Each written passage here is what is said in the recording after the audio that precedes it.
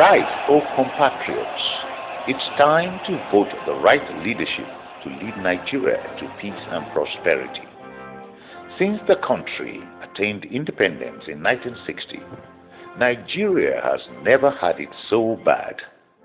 The country is now lying prostrate, afflicted by crass ineptitude in governance, reduced to a collection of tribal enclaves, financially hamstrung by the greed and corruption of its leaders.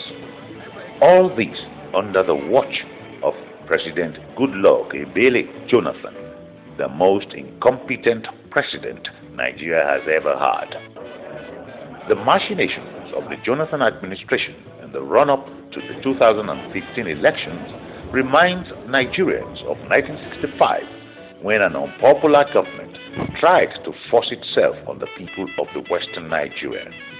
Indeed, so crazy were the times that the deputy premier of the region, Remi Fani-Kayode, known as Fani Power, because of his ability to unleash an army of thugs on opponents at a moment's notice, infamously declared, "Whether you vote for us or not, we shall win."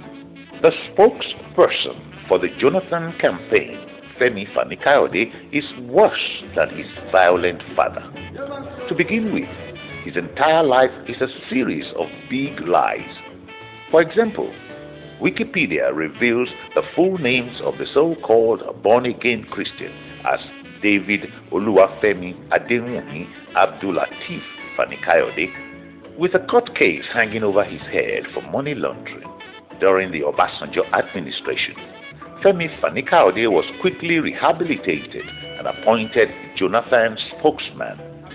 This was the same Fani-Kayode who had, in a rare moment of clarity, described Jonathan as a president without balls in a newspaper article.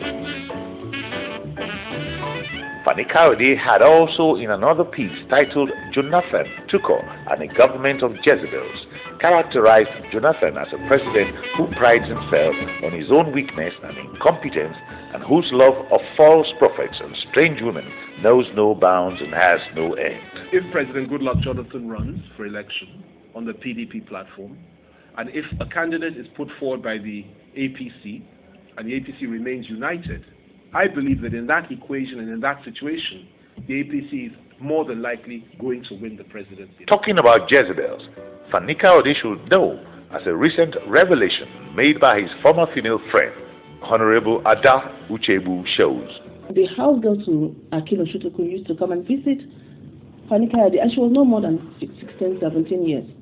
Unfortunately, she got pregnant for him, and then he denied the pregnancy. Femi Abdul-Lateef Fani-Kayode is as morally bankrupt as the government he now speaks for. The People's Democratic Party, PDP, is not prepared for free and fair elections.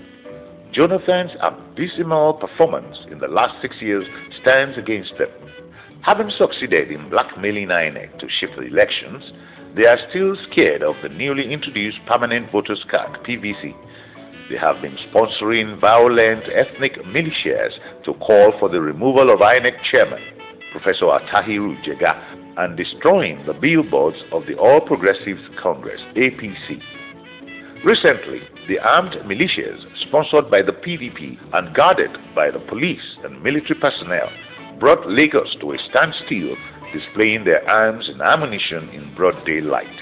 For the first time since the return to democracy in 1999, the PDP faces a real electoral challenge this year in the form of the All Progressives Congress, APC General Muhammadu Buhari. PDP is so scared of Buhari that it has based all its campaign strategy on maligning the general, but Nigerians can no longer be fooled. PDP's dishonest steps are continuously dogged by failure, as evidenced by Doyin Okupe's recent disgrace in the hands of journalists.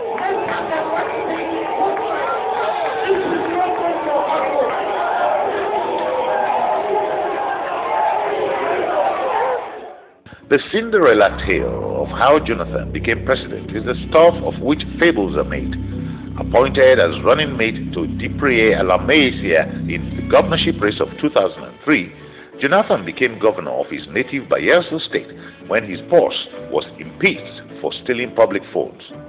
He was again appointed running mate to Umaru Yar'Adua in the 2007 elections and again benefited from the death of his boss. He became acting president and later president in 2008.